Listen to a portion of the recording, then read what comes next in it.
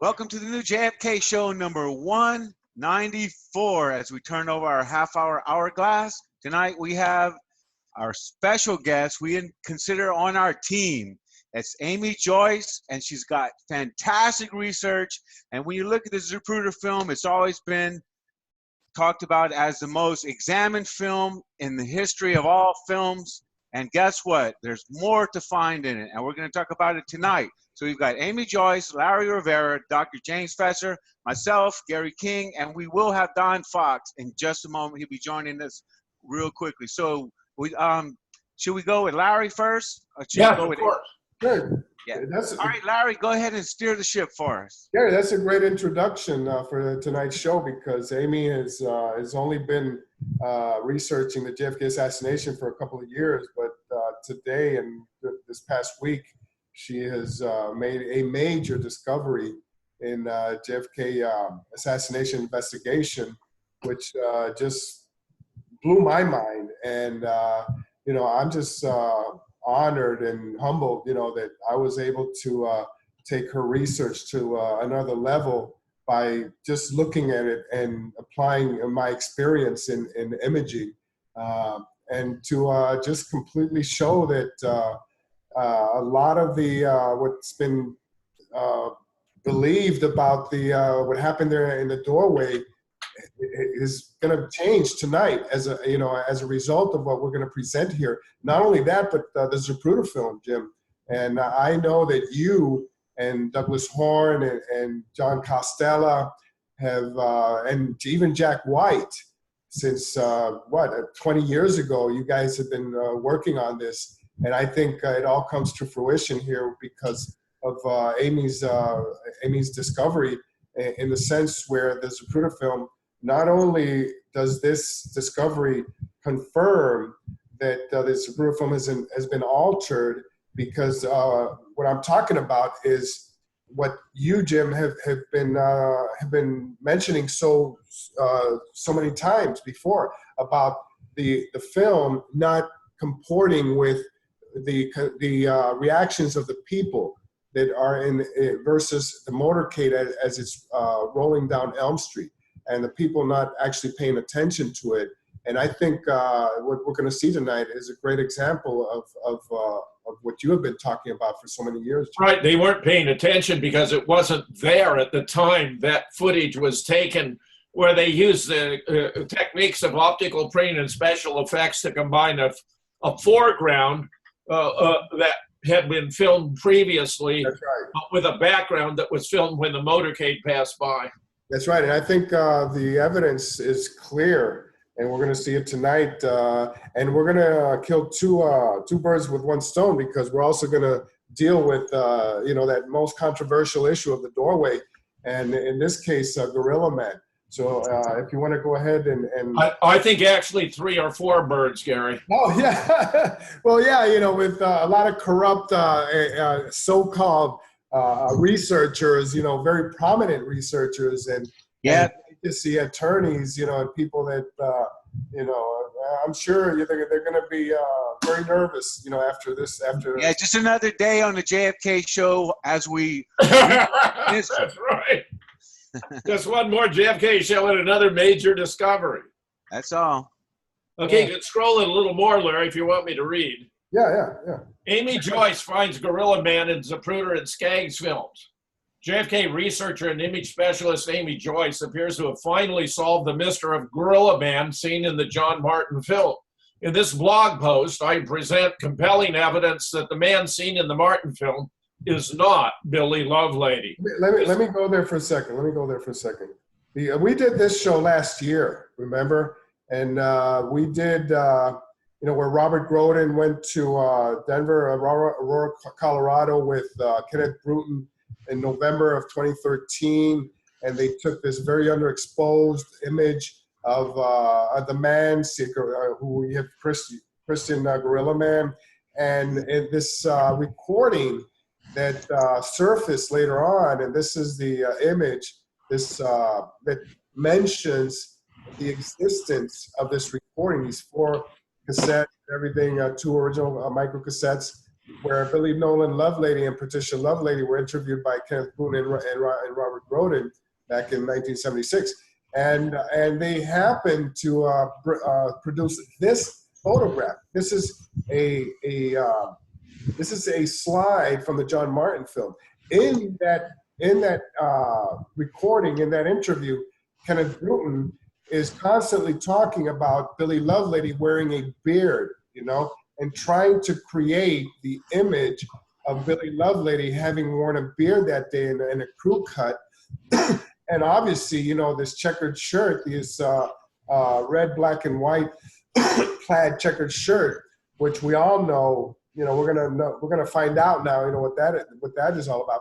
But back in 1976, it was presented as an underexposed image. But then later on, when Robert Groden republished the film, all of a sudden, it wasn't within the normal color values. Or even slightly overexposed.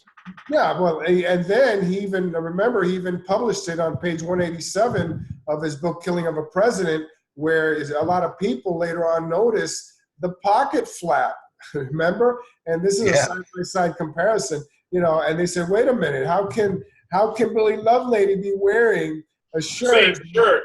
Yeah, we've done this, so many times ad nauseum. And then later on, I did this overlay with the the profile of Billy Lovelady at the FBI photo shoot of 29 February 1964, and overlaid it onto Gorilla Man.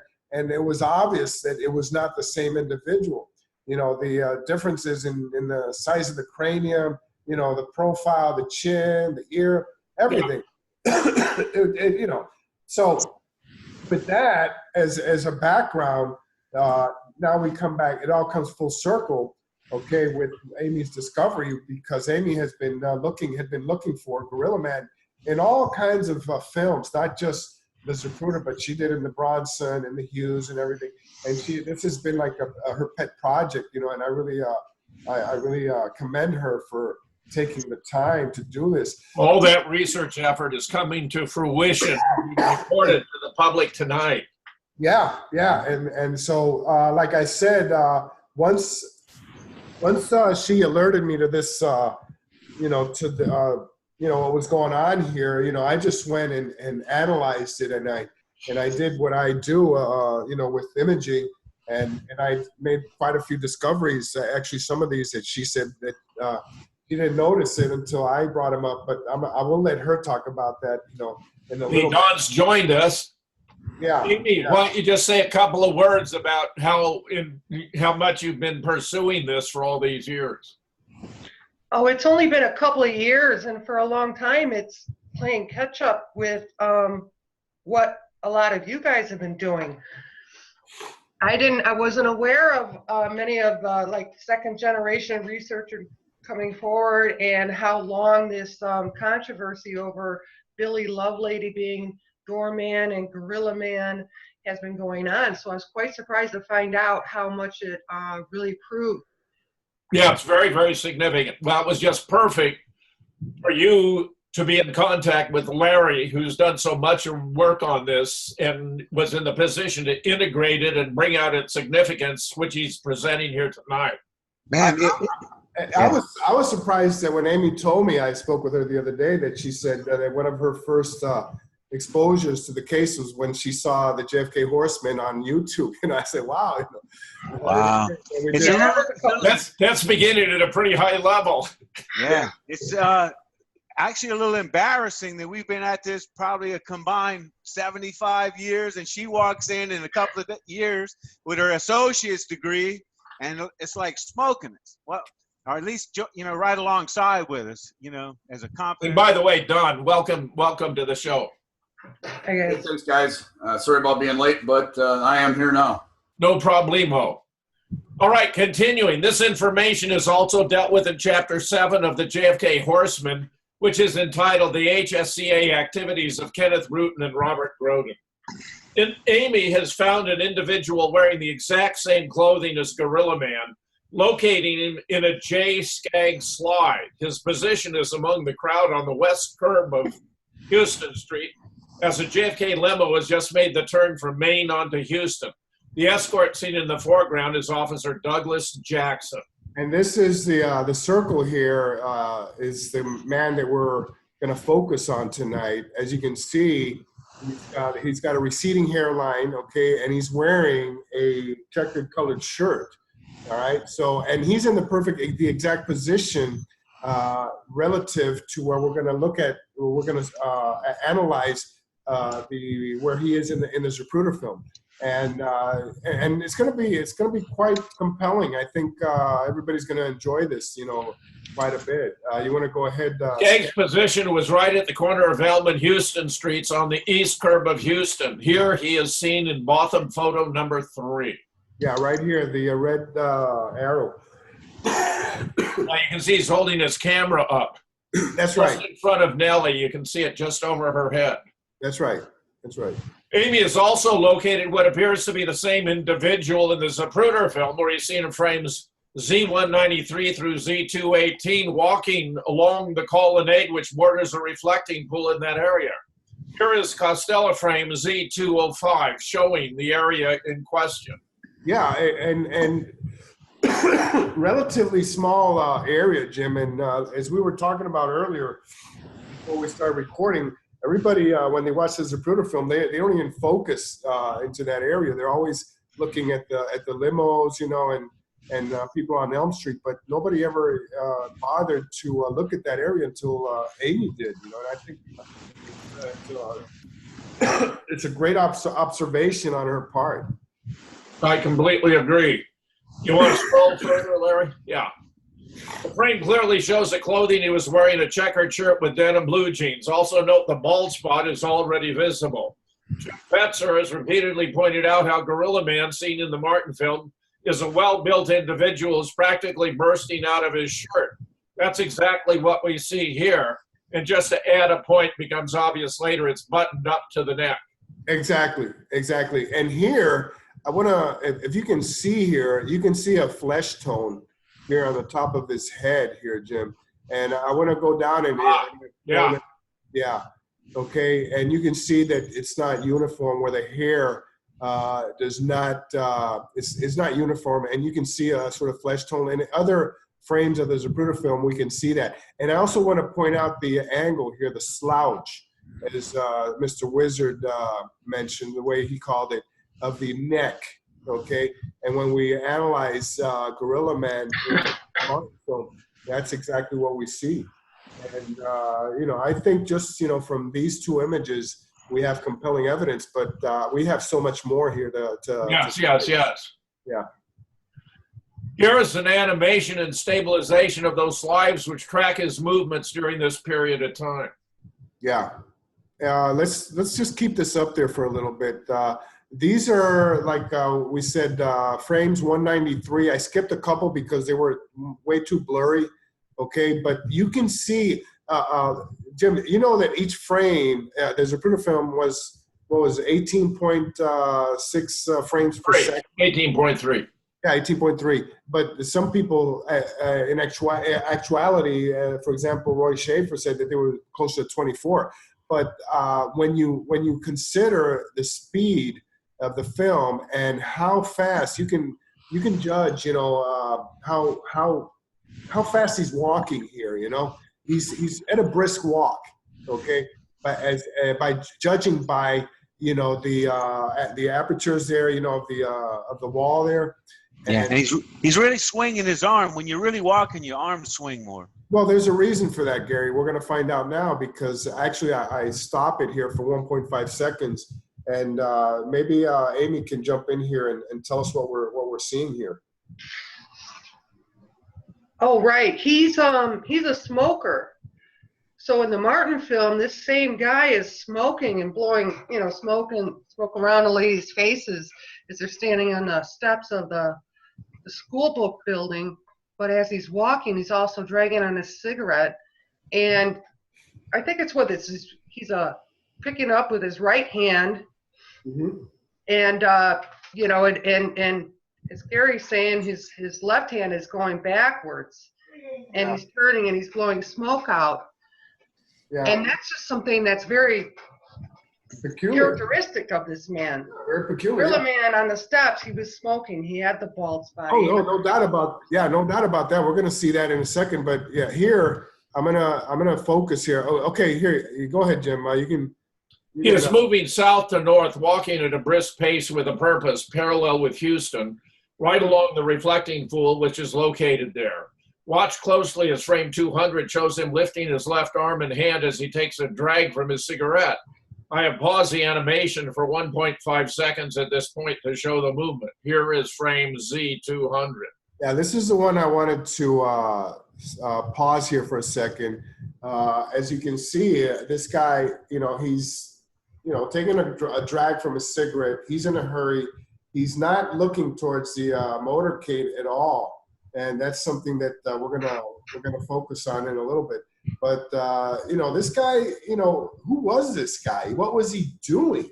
He is, and furthermore, if you look at the other people around him, they're not looking in the direction of the motorcade. They're looking towards as if the motorcade is still on Houston Street, Jim. So which hand is he smoking with? From the left. He's smoking with his left hand. Yeah, this is his so right. He's left-handed.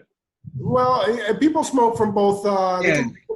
Larry, I smoked for 10 years. Believe me, 4 packs a day. So I know a lot about smoking. So you smoked. You're telling me, but the point I'm making is Billy Lovelady, I'll bet, isn't left-handed. Oh well, I don't think that Billy Lovelady is even.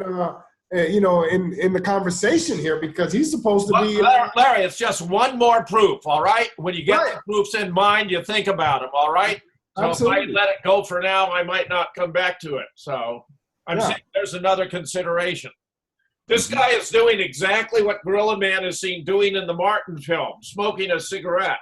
What's even stranger is that the African-American woman standing left of him is wearing pink rollers. What does this mean? It means that not all of the people congregating around the TSBD entrance right after the assassination were TSBD employees. It also speaks volumes about the Dallas Police Department lack of control in that area at least 10 minutes after the event. Yeah, and this is what I'm talking about. You see this African-American woman here with the pink rollers? There he seems to be smoking with his right hand. Yeah, yeah, absolutely. He's got the cigarette in his mouth. That's right. And so he's right-handed rather than left. Yeah. But the point here is that some people have, they think that this has been superimposed here, okay? And it's pretty obvious that is an African-American woman, okay, with pink rollers, in her hair, and I think that's so amusing, Yeah, once you realize what it is, you see, it's before you crystallize. But my grandson, we had an unusual windstorm here, and it blew a trampoline on top of one of my plum trees. And I saw a photograph, and I said, what in the world is that? And we showed the photograph to my grandson, and he said, what's that trampoline doing in the tree? He recognized it immediately. Like, you could look at this forever and say, what in the world is that? A woman with pink rollers, see it, but it comes into focus. And what is she doing at the TSBD entrance right after the assassination? And who wears rollers to the parade? I know. Well, if you forgot about it and you were having your hair done and then you realized this was your only opportunity to ever see Jack and Jackie, you might rush out with your hair still in rollers. Yeah. Yeah, right. I mean, she might have somewhere to go. She might be getting married. Who knows? No, it's more likely the timing, she just realized belatedly that they were coming and she wasn't going to miss it, even if her hair was in rollers. Yeah, that lady's got a scarf on, I mean, she's not dressed. Maybe she was also in her bathrobe and slippers. Seeing as how Here's the slow motion video clip of the sequence. Go ahead, Larry. But the parade route was published in the paper. She should have known what time it was. Right. Things can slip your mind, believe me. Let me get this here, folks. Okay, yeah, we can run this a little bit here. Again, this is the action going on there, and he's smoking with his right hand, and he's blowing smoke. Okay, let me just run it here a couple of times here. See what Larry, he it's just so outrageous they want to palm this guy off of on us as Billy Lovelady. I mean, what an insult. I know. What I really an think we should insult. explain. I really think we should explain to the audience exactly what all this means about. Gary, yeah, we're gonna get there, Gary. Okay. Well, you know, that Billy Lovely, it's not even close to being the same guy, you know. Now, you know, the implications are just enormous here because, you know, was this guy a double? What was this guy doing there, you know? And Is Billy Lovelady even a smoker? yeah, oh yeah, oh yeah. Oh, he is a smoker. Oh yeah, yeah. Remember the photo shoot, the FBI photo shoot? You know, he's got the pack of cigarettes there in his left pocket, you know, with the vertical striped shirt. Okay. So Groden really blundered when he had to did the shoot with a shirt with no pocket. Exactly. You know, and you know, that's such an insult, you know, to people's intelligence, Jim, because you know they just thought that, hey, you know, nobody's gonna notice that, you know, and it's Well, that's because Doorman Oswald didn't have a shirt pocket, yeah, right? yeah. So that's why he was trying to hide it so that he could portray him as Doorman. And you know something, Amy, I think that one of the reasons that they darkened, you know, the slide that they went to show Lovelady and Run it again, Larry. Yeah, run it again. Go ahead. Yeah, they were the underexposed slide. You know, it seems to me that they were trying to hide that pocket, and in doing so, they had to invent and concoct that cockamamie story about the beard. You know, that him wearing a beard. This guy is not wearing a beard. You know, it's so ridiculous. You know, to even say anything like that. This man is not wearing a beard. And the only reason that they started talking about that is because the image that they went to Denver, to Colorado with, was the underexposed version of this film, of this image. And that's where they start to invent things about the beard. It's funny how they're using a man without a beard as the beard, which of course is afraid in the theater for a disguise.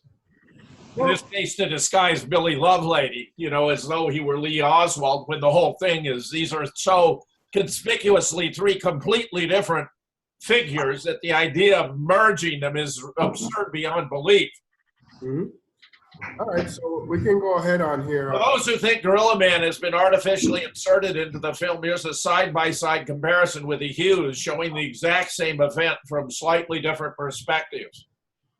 And this is what I'm talking about. Okay, here's the woman in rollers. You can't see her over here, okay, because you don't have enough detail. But you can see. Well, that's her, though, Larry. Where you had your pointer. This here is her. Okay. Yeah. Okay. Now this one here might be this area here. Of course. Yeah, that's her. Right. Of course. And you can only see his head, the top of his head. Okay. So. But basically, you're getting the same scene from two different angles, from two different perspectives. Okay, so you know that's why you know if you're going to start to say that the Martin film has been fabricated, that Gorilla Man has been inserted in there, you know, I just, you know, you have to first, yeah. Just to elaborate on Gary's point, they were so intent on obfuscating the fact that Lee Oswald was in the doorway of the book depository. They sought to make out that it was actually Billy Lovelady, who was in fact standing beside him with his arms raised to protect his eyes from the sun. But where they resorted to this man in a black and red checkered shirt to claim that was actually Billy Lovelady and that he had been the man in the doorway, when we know now from all this research, including especially now Amy's a brilliant find, that these were three completely distinct individuals. That's right. That's There we right. go. And the you know, we've done, obviously, you know, we know that the case of the man in the doorway is closed as far as we're concerned. but we still have to go into this other aspect of the cover-up, because that's what we're talking about here. This has to do with the cover-up. Right, in which Robert Groden played such a preeminent role. That's right, and Kenneth Bruton also, because they're the ones that led the way, and they went over there with the underexposed. How much do you think they were being paid to do this chicanery, Larry? Well, I mean, it's embarrassing. They had to be doing it for money. Yeah, Larry, introduce Kenneth Bruton. Tell us a little bit more about who he was. Well, he was a young 32-year-old lawyer. He's from Gainesville, Florida. He works under Henry Gonzalez. We all know that Gonzalez was in the motorcade, that he was a representative from San Antonio, Texas. He was a Democrat, and he was he was passed over for chairman chairman of the HSCA committee. Okay, and he was a little mad about all that, and he brought on this Kenneth Bruton to be one of the attorneys, one of the counsels there, and he actually worked under Richard Sprague, the first head counsel, head attorney for the HSCA for the investigation, and Richard Sprague only lasted about 5 months. Well, that's because he was going to approach it seriously as a homicide and look at motive, means, and opportunity. And they began shitting bricks. They knew that would lead actually to exposing the whole charade, and therefore they had to get him out. Absolutely. And as you mentioned that, I have to also point out that he said that he was going to subpoena whoever he had to subpoena, and that he wanted records from the CIA, from the FBI, whoever. And he knew what he was doing. Yeah, and that made him a dangerous man. And that's right. And the very first guy that he brought in was David Atlee Phillips. Okay, because he knew the importance of brilliant choice. Of course. And then the next thing he did, he sent Robert Groden and Bruton to Colorado. Now this is where I have a little bit of a problem. Okay. Now, did Sprague know about this? Did Sprague know that Bruton and Groden were going to show Lovelady falsified images? Okay. Or was Sprague in on this? And knowing what you just said, Jim, that he wanted to do a full investigation and that he was later fired because of that, I have to conclude that he didn't know anything about.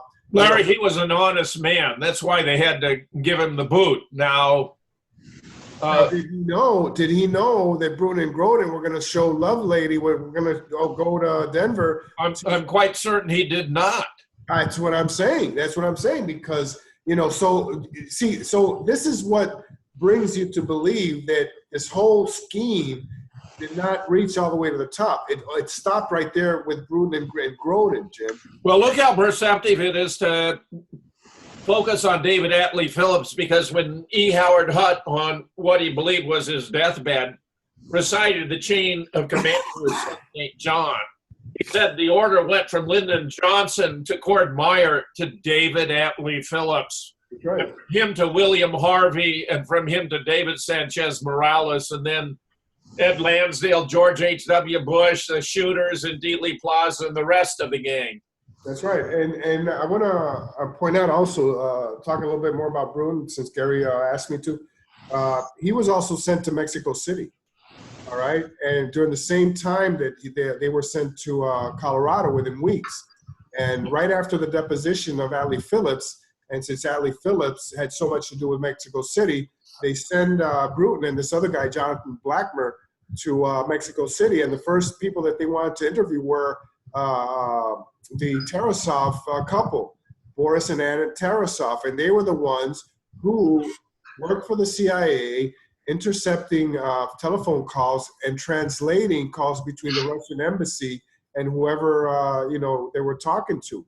And the reason for this is because they wanted to know, and they wanted to verify, is if Lee Oswald actually spoke to somebody in Russian at the Russian embassy.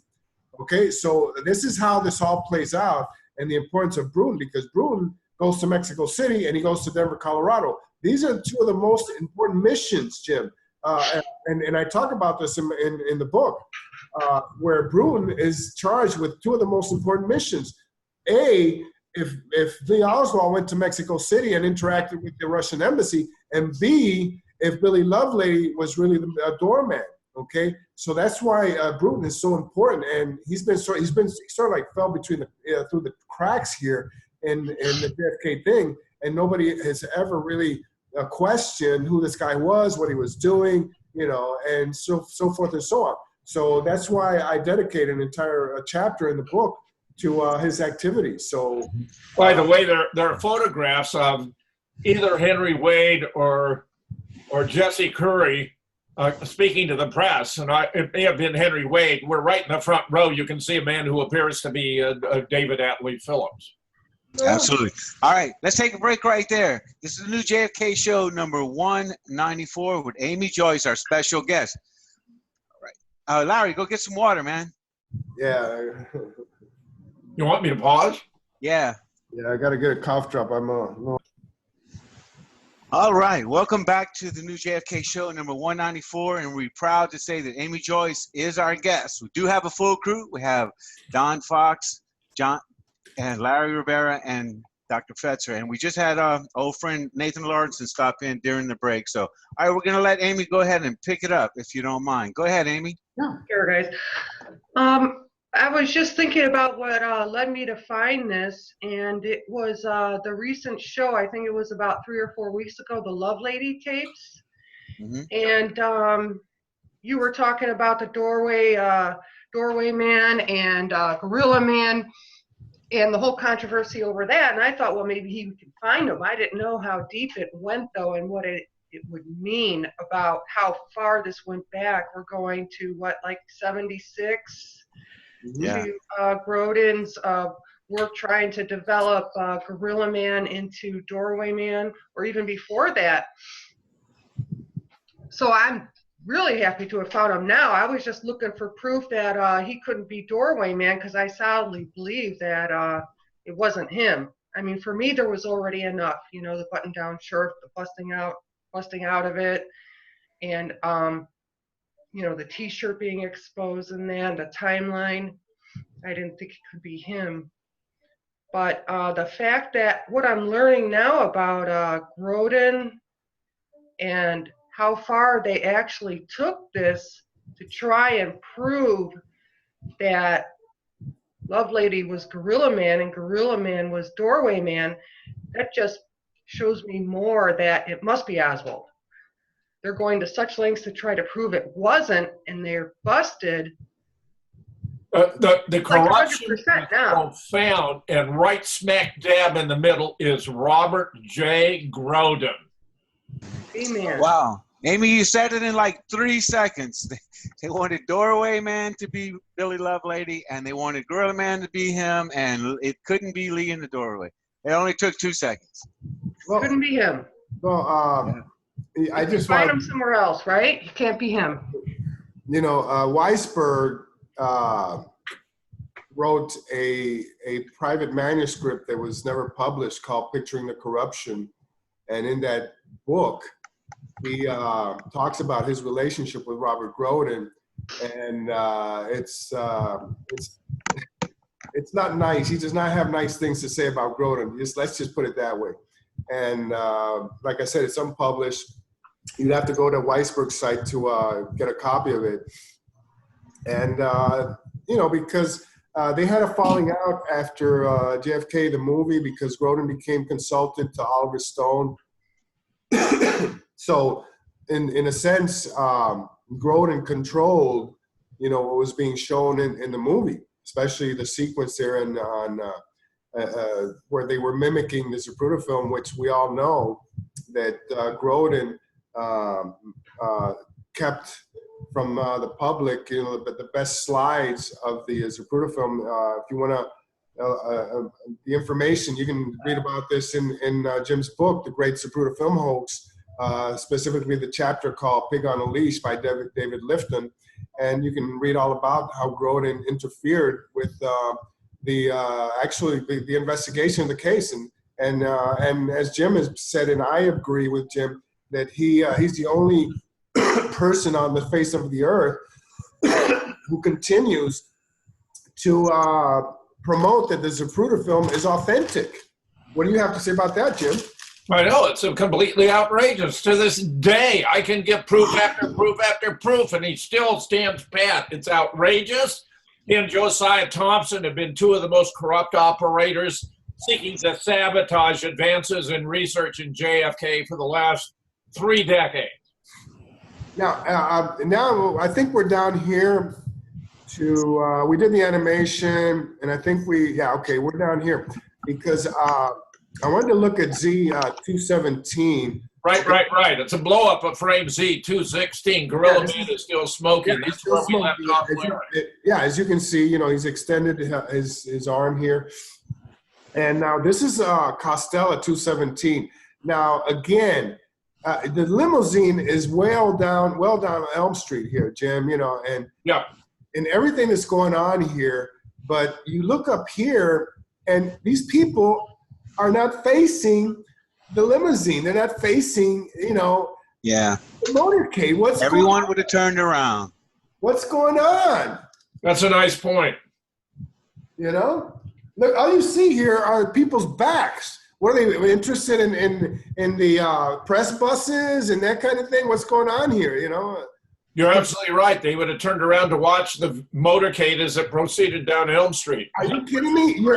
Your eyes would have been following the motorcade every second. It's called human behavior. That's right. That's right. The President of the United States, and you're ignoring him, and Jackie and everything. What's going on up here?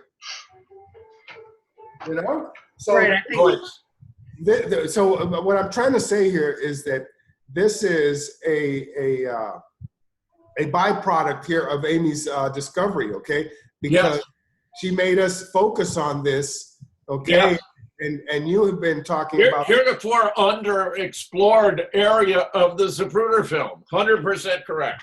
That's right. And again, this does not work out. This does not comport here. There is something wrong here, Jim. I agree, Larry. So very nice. Yeah, and the isolation here again, and I want to focus here because this is the best part of this whole presentation here. You see this at the top of the head here, because this is the one frame where which is mostly visible here, the bald spot of the guy. Okay. And if you want to go ahead and pick it up here, I think we're here. Yeah, here we go. An isolation of frame Z217 shows him just before he disappears from the Zapruder film. And here he is. And here's a close-up showing the same bald spot seen in the John Martin film, which is also seen in other Zapruder frames. Yeah, I mean, this is so obvious here. Even though the image, as you zoom in, it becomes a little distorted. But this is unmistakable, Jim, right here. The similarities are so striking that even the forward tilt or slouch of his neck is seen in Z217. That's right. Yeah, that's why it kind of looks funny, because he does have the way he sticks his neck out. Yeah. Like that, and it's in the exact position as he is in the stills from the Martin and Hughes. Exactly. Actually, Ralph knows there's a technical name for that. It's some kind of syndrome that you have this forward. That's right. Yeah. That's right. That's right. That's right, Jim. That's right, Jim. Yeah, absolutely. So, so if you remember what Nixon used to say, if it walks like a duck. Yeah. If it ain't got the walks flap, like a duck, quacks like a duck. Yeah, if it ain't got the flap, it's a bunch of crap. There you go. There you go. So So what does this all mean? First of all, those who claim Gorilla Man to have been Billy Lovelady 10 minutes after the assassination, hanging out in front of the Texas School Book Depository entrance, have a major problem. If Lovelady is Doorman, then how could he also be roaming around Houston Street as the assassination is unfolding? A second, even more disturbing problem, Why is he not turned around facing and following the JFK limousine as it's already traveling down Elm Street well to his left? The view from that position was unobstructed. So what was this guy up to? If the identification of Gorilla Man in the Skaggs and Z film are correct, Kenneth Bruton and Robert Groden appear to have a lot of explaining to do since they went to Aurora, Colorado in November 1976 in representation of the HSCA to show Lovelady the underexposed Martin film and obtain his positive identification of himself therein. Really outrageous what they were doing as a form of subterfuge to sabotage the integrity of the investigation, which, of course, was a charade any way you cut it. That's right. That's right. They got, like I said, they got a lot of explaining to do, Jim. This is a lot of explaining to do. You know, let's sort of like summarize this, okay? He's wearing a checkered colored shirt, okay? He has a bald spot. He's smoking. He has the exact same body type, all right? And, you know, there are just so many similarities, you know, the neck, the slouch of the neck and everything, the bald spot. You know, how can you, I mean, any intelligent person, you know, would have to conclude that there is something wrong here, that this guy, there's a real possibility that it's the same guy. Larry, flip back to your earlier presentation, which you know. Sure. That we did last year. Yeah.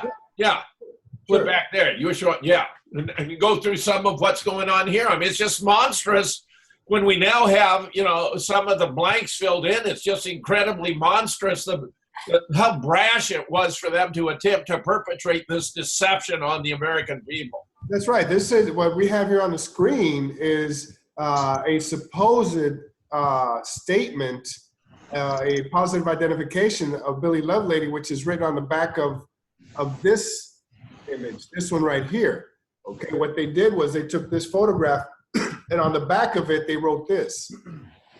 Okay, the man standing in the entrance of the doorway with the plaid shirt on is Billy and Lovelady. Billy, now I hereby identify, and then Patricia also signs it. And here up at the top, supposedly K.E. Bruton on 11/13/76, and down here, guess who also signs it? Robert J. Groden. That's right. Now 11/13/76. That's right. So I went and fished out, you know, Billy's. I went and found Billy's actual signatures from his statements, from his affidavits of November 22nd, and both of these are the original ones. As you can see, this is in an ink pen. Okay, and I actually found these. These are the original ones. Usually, you just find photocopies, facsimiles, but these are the original. Notice how he does that little loop-to-loop at the bottom of his B, capital B. I mean, well, you know, Jim, you know that I sent this on to a handwriting expert, Kim Johnson, and Kim, we've done this, you know, a couple of times, you know, where she clearly says the two signature exemplars look little alike. You know, one is bigger. I mean, we did this. You know, this is already. Let me read that, Larry. Sure. Clearly, the two signature exemplars look little alike. One is bigger than the other. One uses a middle name, the other does not. In addition, there are numerous variations in letter formation accompanied by major differences in at least 7 different separate graphology areas. Furthermore, other than diacritical heights, upper zone widths, and capital widths, there are no modes measurements alike. However, I did not anticipate that the diacriticals, upper zone, and capitals would fall within the same mode. This gives me a bit of pause. Kindly remember that such measurements are mostly subconscious, driven, and automatic. That's because they had another handwriting expert fake the signature. That's what that means. Well, you know, this woman is an expert. This woman, you know, testifies in court, you know, and she has a degree, okay, in this science, Jim. You know, we're talking about an expert here. Okay? Talk Amy, to us, Amy. Did you want to add, Amy? No. I'm good. You know, so then in red, you know, which is her summary of the whole her study, you know, the man standing in the entrance contains a lie. In other words, the writer is lying when he identifies the man as Billy Ann Lovelady. Identifies himself as Billy Ann Lovelady. Yeah, good. Yeah, so, you know. So they wrote his signature. Yeah, they faked his signature. That's right. That's right. Yeah, you could tell it's different. I mean, you don't. Yeah, I mean, That woman signed it. Well, you don't have to be an expert, Amy, but it helps when you are one. It's like looking at the brain in the diagrams and photographs of the National Archives. It's almost a fully intact brain. I could tell you that can't be the brain of JFK because he had half his brains blown out in Dealey Plaza. How much better that conclusion is drawn by a world authority on the human brain, Bob Livingston. So then you have, yeah, I know, Bob Livingston and David Mantic, you know, I mean, who else, I mean, better than that, you know. But you know, I went and I did this because I didn't want people to, you know, say, oh, you know, you're biased, you know, and this and that. This woman didn't even know who Billy Lovelady was. Right. She didn't know anything about this, Jim. That's right. She was completely objective. She didn't know anything. And these the same, authored by the same hand, and she concluded they were not. That's right. As if, you know, as if we were in a court of law, you know, she was presenting, hey, what do you think about this? What do you think about that? You know, and give me a report. That's all we did, you know. And this was her, you know, her study. And in fact, conclusion. Her study is 13 pages long, where she even does psychological profiles. Okay, based on just the handwriting. Which like the world famous forensic artist and photographer from the Houston Police Department who identified the three tramps. Oh, Lois, yeah. Yeah, Lois Gibson. It was Charles Rogers, Charles Harrison, and Chauncey Marvin Holt. I mean, yeah. You know, they get these nitwits talking about these real tramps as though they were serious participants in the assassination. I mean, it gets beyond absurdity. Yeah, yeah. And, you know, and again, it all goes back to, you know, when you get the images and everything and you do overlays, you know, and then you do overlays on the signatures, and then you go back to now Amy's discovery. See that one there on the Martin film. I like this here. We got the analysis. I like that. I like that, Larry. Yeah, because this is like, you know, the 0%, and then as we overlay, and you can see the chin, okay, the position of the ear, even the size of the head. You know, the chin here drops, you know, vertically, you know. I mean, there's so many differences here, and which obviously was not Lovelady. And then when we do photogrammetrics here, you can see even the head was much larger, okay, as we superimposed. You know, and we lined up the eyes as we always do, you know, interpupillary. But in this case, you know, we were able to line up the eyes and the ear and try to, you know, do the overlays. And as you can see, the ear is not even in the right position. The nose, completely different. Okay, so, you know, then you've got Amy's discovery. And another thing, let's not forget that when in the same tape where Groden and Bruton go to Denver, to Aurora, Colorado, and at this point, they ask him, would it have been possible from where you were sitting, from where you was, that he could have been there? He's talking about Lee Oswald. And Billy says he could have. Okay? Could have been. He could have been there. I mean, Gary and I took, you know what, weeks to transcribe this. Remember, Gary, a couple of years ago? Yeah, till we found the good tapes. Yeah, and then the good tapes, and I went over the good tape, and he still said could have, you know? So I want to solicit Don's opinion about the extent to which this expose solidifies the position of Robert Groden in the history of JFK research. Okay, I just wanted to make one point. You know, towards the end here, Larry on the blog, it says a second, even more disturbing question is, why is he not turned around, facing and following the JFK limousine as it is already traveling down Elm Street, well to his left? Well, my thought on that is because on the Zapruder film, the people in the background were that was a different time. Yeah, it was taken at a different time. Yeah, the limousine, the film had been altered. So the people in the crowd were, the limo was superimposed over the people in the crowd at a different time. So again, I think that just speaks again to the alteration of the Zapruder film.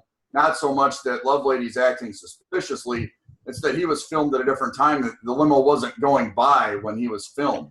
Yeah, but that's not Lovelady up there. That's Gorilla Man. Yeah, well, yeah, or whoever it was. Yeah, Gorilla Man or.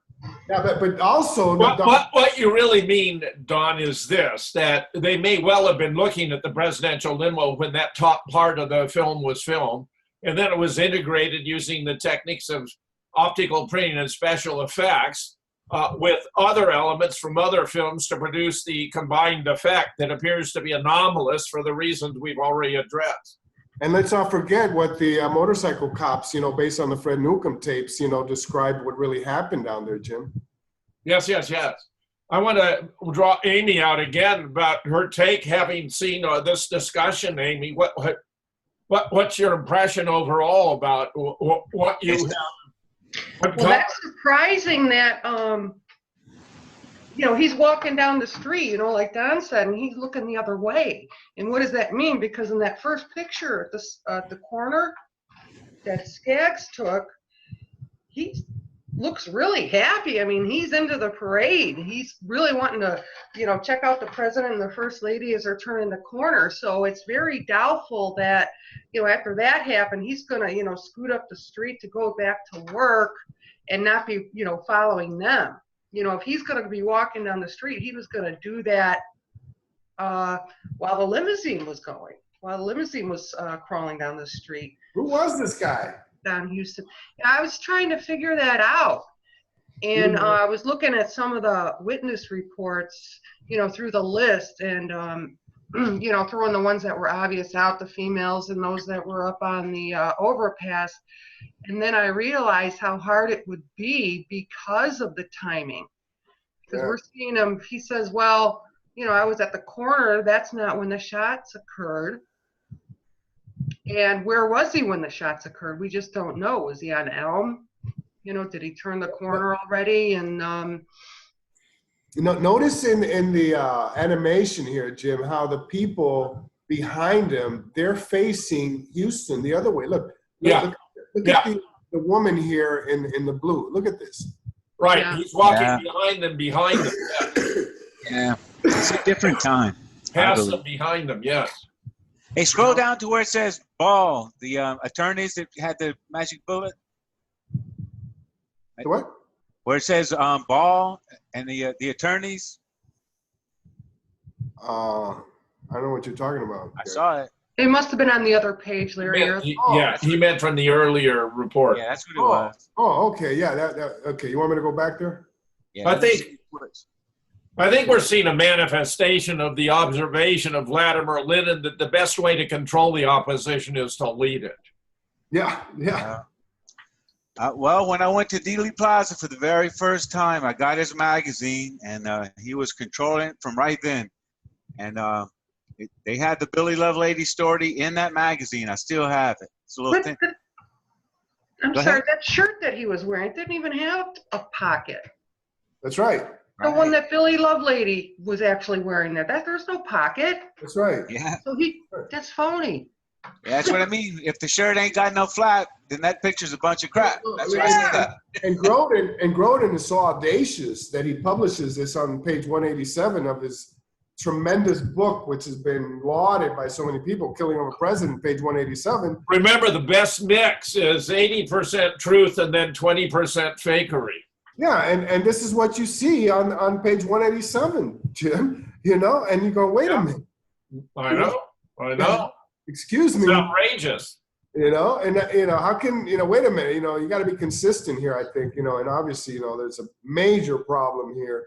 And now that Amy has made this discovery, which I think is so very important. Right. It's analogous to Josiah publishing the double hip theory in such meticulous scientific fashion and then concluding his book by saying, nothing here proves the existence of a conspiracy. Yeah. And then this is a passage of a letter that Bruton wrote Harold Weisberg, where he is saying, right there. Let me read it. Finally, in 1977, Bruton wrote Harold Weisberg a letter which includes this passage. Dear Harold, Thank you very much for sending me the copy of your letter to Jack Kearshaw. As you know, I resigned from the committee effective March 8, 1977, upon the acceptance by the House of Representatives of the resignation of Chairman Gonzalez. My personal feelings were that the committee had compromised itself to such an extent that their final product has already been discredited. I simply refuse to compromise my personal or professional integrity for a group of politicians, and accordingly have returned to the practice of law here in Florida, as though he himself hadn't been complicit in a major deception of the, under one interpretation, of the other members of the House Select Committee. Can you believe that? And you know, you have to really listen to those tapes, especially the ones. I think this is called chutzpah. Yeah, the ones that our friend Carl Golovin uncovered a couple of months ago, where he found the actual tapes, you know, and crystal clear copies of those tapes. After he asked me in November, you know, if there was anything, because he went to the archives a lot, and he asked me, is there anything there that you would like me to pursue? I said, yeah, I'm looking for the Lovelady tapes. And he goes there and he finds them, you know, and he makes copies, you know, and they're crystal clear. Okay. And the second tape is disgusting, Jim, you know, where they actually brought all of Lovelady's kids to confirm that was him in the doorway, that was him in the Auction 6 photograph. You know, this is such an incredible you mean they actually had the kids on tape saying these things? Yeah. They said, I'm Angela Ekstead, and this is my father in the Auction 6 photograph, and blah, blah, blah. And I was so disgusted when I but heard. It was only an audio tape, right? So they couldn't have been showing them real photographs, and they were describing what was in the real photograph, but they used it in relation to the fake. Yeah, they were showing them the Auction 6 photograph. This is the second tape, the one that we didn't review, but I didn't have to review it because we already had the first tape, and that was disgusting enough. The second one, you know, is just something that. But they did. They brought all the kids together, and Patricia and everything, and Bruton and Groden. They're the ones that are leading this whole charade, you know, this whole thing. And they said, look, you know, who is this guy here in this picture? And they show them the Auction 6 photograph, and they all in unison say, that's my daddy, you know. And yeah. Let me ask Gary the same question I put to Don. Gary, how does this impact or solidify the role of Robert Groden in the history of research on the assassination of JFK? Robert Groden was my hero at one time. I spent many days after Katrina. I ended up in Dallas. That's how I found out all these things. And I talked to him. I trusted in him. And come to find out, it was controlled opposition from the get-go. And Amy's discovery just pretty much buries the fella. And I said to myself earlier today that, you know, he's going to go down in history as one of the biggest frauds in JFK research from the beginning. And he's not the only one that I've held in very, very high regard and has continued to be proven to be a fraud. Well, something I've always loved about you, Gary, you approached me out in Santa Barbara, and you told me if they aren't 100% true, you don't want to have anything to do with them. And you're finding this guy here, I don't know, was he even 50% true? It's very disturbing. Absolutely. It's the classic thing, like you said, 80% truth, 20% lies, and your mission is accomplished. Well, Jim, back in 2013, you wrote a piece in Veterans Today about the challenging case of Robert Groden, remember? Yeah, sure.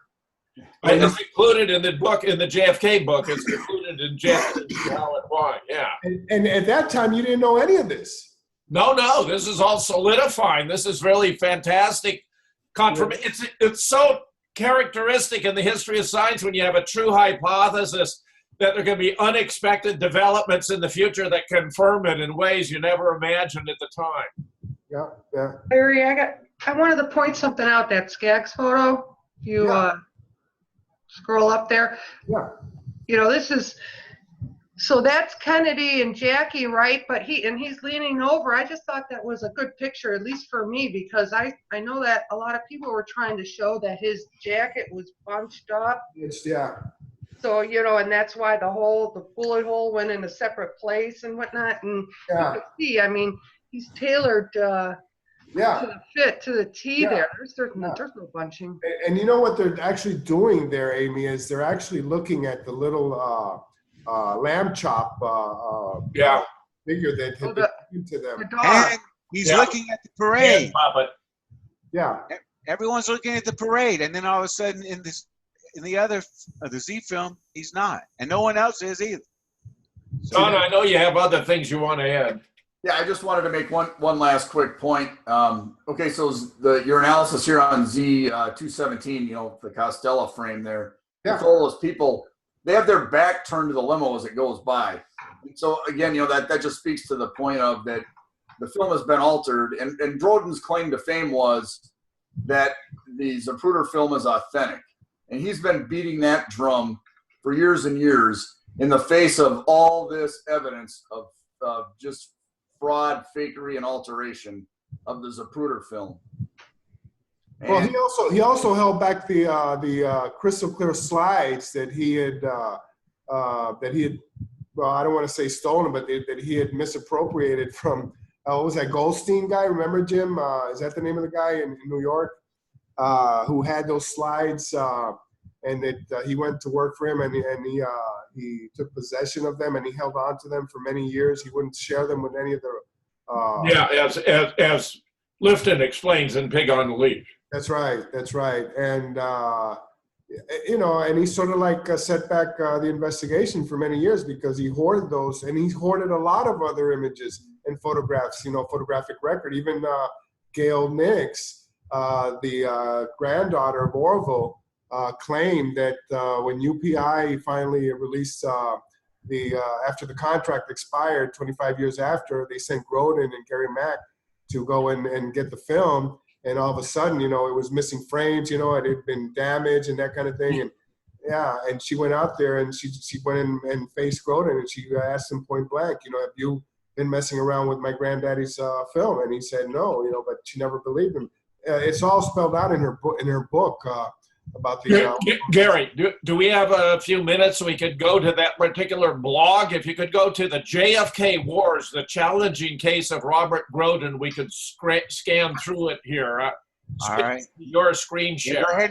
Okay, I'll stop the share. No, well, I was going to leave it up until Gary actually got there. Oh, okay. Yeah. But it's okay. It's okay, Larry. You look great.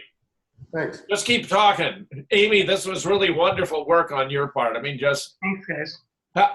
what exactly inspired you to start looking for this guy anywhere in the crowd?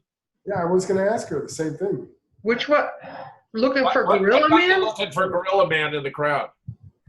Oh, because a few weeks ago you did a show on the Love Lady tapes, right?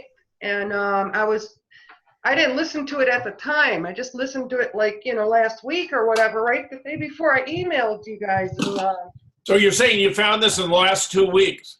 yeah. I Yeah. love it. I love it. I love No, it. I mean, it wasn't that hard because he was wearing a red Yeah. shirt. He was distinctive in his Everybody clothing. Yeah. Nobody Yep. else was wearing that. The sneak. Yeah. What's the address? The JFK Wars, the it's in the chat, Gary. challenging case of Robert Groden, the challenge, but you got to put it in the blog at Gary. jfetzer.blogspot.com. Oh, there it is. Yeah. Gary, it's in the chat. Okay. It's in the chat. Just Well, that makes it easy. I'll do your thinking for you, Gary. Don't. Go ahead, Don, pull it up. I got it. Okay, now let me hit screen share and we'll be all right. Right. Oops, get that out. And here we are. there it is. Yeah, can you go? You can go to full screen or not. You can just start scrolling down because, see, I talk about his accomplishments, and here, look at the section even. Groden's contributions. You can go a little faster, Gary. Yeah. But then I begin listing some of the anomalies. He denies the existence of a bullet hole in the windshield. He defends a set of autopsy photographs that seem to be fabrications. He claims his Zapruder film is authentic, which may explain one, except you can actually see the bullet hole in the Zapruder film. He maintains the Elchin 6 is authentic. He denies Oswald was in the doorway during the shooting, but He offers an alternative explanation of his location at the time, which also implies he couldn't have been on the 6th floor. But it's a fabrication to distract attention away from the Alton 6. And it's a little YouTube sensory right there. Yeah, there's been so damn much of it you wouldn't believe. Keep going. You see. My blog is full of those. Go ahead, Don. So my blog is full of those YouTube clips that don't work anymore. Yeah, like that. Yep, yeah. I've had to redo my whole academic freedom conference because they took down all the videos, and I'm now having to redo my Midwest 9/11 Truth Conference too because they took them all down. You're going a little fast here. There you can see actually the bullet hole in frame 226, I think.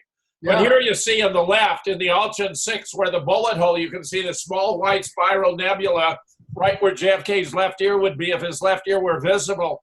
And yet in the text above, Groden says, here's the windshield and there's no bullet hole there, when in fact he's blatantly lying when you can see it. And then we have the windshield presented subsequently by the Secret Service with a spider web cracks. Go further, Gary. And here in frame 225, you can actually see it in the Z film. And we got the mortician, of course, talking about the various wounds that JFK incurred. Large gaping hole in the back of the head, described first by our Secret Service Clint Hill. A smaller wound in the right temple, the entry wound that blew out this crescent-shaped flap down. That's a skull flap, shows up pink in frame 374. Small shrapnel wounds in the face. That's particularly interesting because it was David Mandick's realization. Those were called by tiny shards of glass when the bullet passed through the windshield that punctured JFK's face.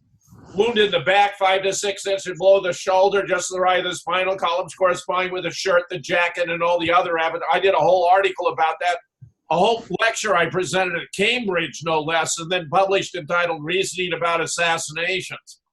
Then the adrenal gains in the brain removed and this most interesting, no swelling or discoloration of the face, meaning he died instantly. And you go down a little further and we can see, you see, there's a Crenshaw drawings of the throat wound, the small clean puncture wound before, and then the small clean puncture wound with a straight line incision after Malcolm Perry performed it. And yet we see what we find at Bethesda. They've altered the wound. They've enlarged it to make it look more like a wound of exit, apparently using information Humes got from Livingston by calling him and asking him what the wound would look like had it been a wound of exit. And here you see the HSCA, where they reconstituted the whole back of the head. And look at the skull flap there. You can see it particularly clearly there. That shows up as pink in frame 374, which I believe is also included here. Scroll down further. We got these anomalous autopsy photographs. All 4 of these are fake. Now, what's interesting is we took a image of JFK, and Larry recently superimposed it. Turned it on 90 degrees, and it's not even the body of JFK. I mean, this is so embarrassingly bad. And it reflects a conversation between Bobby and Jackie when they were deciding whether to have open or closed casket for the laying in state on Sunday, the 24th. And they both agreed that it didn't even look like Jack. The reason being, it wasn't Jack. And here you get the Harper fragment. This is just stunning. If you go back up there to the HSCA, that reconstitution of the back of the head isn't even consistent with a Harper fragment. This is how blatant and outrageous it is. This is why I'm troubled that Cyril Wick hasn't blasted apart the medical panel's findings, because the evidence is overwhelming. It was totally fabricated and fake. Here we get the back of the head wounds. You got McClellan on the left. You got the 2 Crenshaw diagrams he did for me for Assassination Science, published in 1998. Then you go down where Mandick, did his study on the X-rays, the original on the left, and the area P, which he defined using optical densitometry for area patch, which corresponds so much to the wound you can see in frame 374. And there's the pink, the skull flap extending out there. And yet Groden wants to insist that the film's authentic. I mean, this is outrageous. So we get these 3 different versions of the head wound at Parkland, which is authentic. Then Humes took a cranial saw to expand the wound, as you see here, which is defined with mathematical precision in the official autopsy report, which I included as an appendix in assassination sign. And then you get the HSCA absurdity, where you don't have either of those wounds. All of a sudden now it's a small wound at the top of the head. I mean, how embarrassingly bad is that? No, Larry, you went too fast. Gary, you went too fast. Because here's the real proof right there that, the film was altered, because you can see the wound on the right, but you can't see it on the left. They tried to create the impression that there'd been brains blown out to the right front, but, as Jackie said in her testimony, which they didn't publish on the grounds of privacy, but not really, because it blew apart their story, that from the front he looked just fine, but that she had a terrible time trying to keep his skull and brains together at the back of his head. They chopped his body. It was a disgrace. Oh, I know. And here you got Clint Hill. This is at a bookstore in San Diego, where he was talking about rushing forward and pushing Jackie back and laying across their bodies and seeing this fist-sized, gaping, bloody hole at the back of JFK's head, which was obviously a mortal wound. So he turns and gives his colleagues a thumbs down, all of which, of course, they had to take out.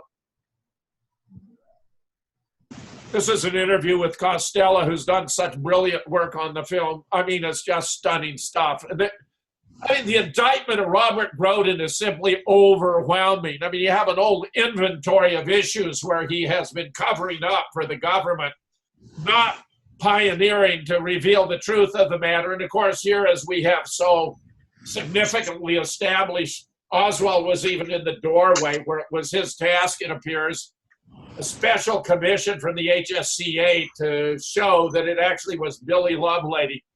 Larry, in the face of all this, what can be said about Robert Groden? Well, a lot of people don't know the early story of Groden. If you go to Weisberg's site, he's got many documents there and correspondence with him, where Groden and him were actually family. Weisberg became Groden's oldest son's godfather. Okay, so they were actually family. And when after a while, they had this big falling out over the movie JFK, which I mentioned. But earlier in 1976, right after he wrote that book, with Modell, with Peter Modell, he was Case for Conspiracy. Yeah, Case for Conspiracy, and I'm just citing what I've read. Okay, this is not something that I'm stating for the record. I'm just citing the information there. Says that Groden was almost destitute, that he was in dire need of money. He and his wife and everything, and the correspondence that goes back and forth, where he's asking Weisberg for money and to help him out and whatever. And then that's the summer of 76. But then in November of 76, he starts working for the HSCA. And obviously he doesn't have any money problems after that. So, I'm just throwing that out. Isn't it remarkable how the taxpayers can be so generous for those who are deceiving them? Yeah, I always thought he was such, I looked up to him because he was out there in Dealey Plaza, in the rain, snow, and the sleet and all that. And come to find out, if you're going to have controlled opposition, where are you going to put it? At the top. And then he's in Dealey Plaza selling books and hawking books over there. Conspiracy books. It was Costello who discerned that they had a very elaborate array of microphones established around Dealey Plaza, disguised as a some kind of water measuring instrument for rain. But Costello, because he's has a PhD in electromagnetism, was able to diagnose what they were doing there. By the way, Thompson tried to ridicule him on that basis, but Thompson is a mediocrity. I mean, he's a established deceiver. He attacked assassination science, probably the single most important book in shattering the cover-up, calling it assassinated science, when it had contributions from David Bantic proving that the autopsy x-rays had been altered, that there was evidence of a second shot of the head, from Bob Livingston showing that the brain in the diagrams and photographs of the National Archives can't possibly be the brain of JFK. Charles Crenshaw talking about his own personal experiences at Parkland Hospital and thereafter. Brad Kazaya, Crenshaw's attorney, and a host of others. I mean, that was a monumental work, and he went out of his way to trash it. He even set up for a review to be done by a guy at the Chicago Tribune who was setting out to trivialize it. I spent at least an hour on the phone describing, while he was ignoring everything I was saying, I in the false belief he was actually going to report what we had found, and discovered it was just a hatchet job. In fact, Tink had even tweaked me before, telling me I'm going to be surprised, meaning he knew that as an insider, that this was a hatchet job because the agency owned so many players in the mainstream media. I mean, these are disgusting people, completely disgusting people. I was wondering, Jim, if Groden sells any of your books over there. Yeah, with the same enthusiasm as the Sixth Floor Museum, because as Gary Mack explained, they weren't up to the Sixth Floor Museum standard. Right, there's too much truth. That's our standard mark right there. Well, So, Amy, you have any last words for us, Amy? Thanks for having me here, you guys. I'm very impressed with that. I was telling Larry, my parents, they met Groden in Dealey Plaza and even contributed to his cause. I didn't think they got a book though, but there was a little, Little magazine in there. Yeah, there's a little magazine. They probably got the magazine. Yeah. Well, they got the tour. Anyway, it's been fun. Yeah, the disinformation tour. So as we know, 9 out of 10 JFK researchers are working the other side of the street. And to be honest with you, this one small group in the show tonight, I don't trust that many in less than 2 hands to be not working the other side of the street. And that's my story, and I'm sticking to it. All right, fellas, new JFK show number 194 with Amy Joyce. Thank you very much, guys.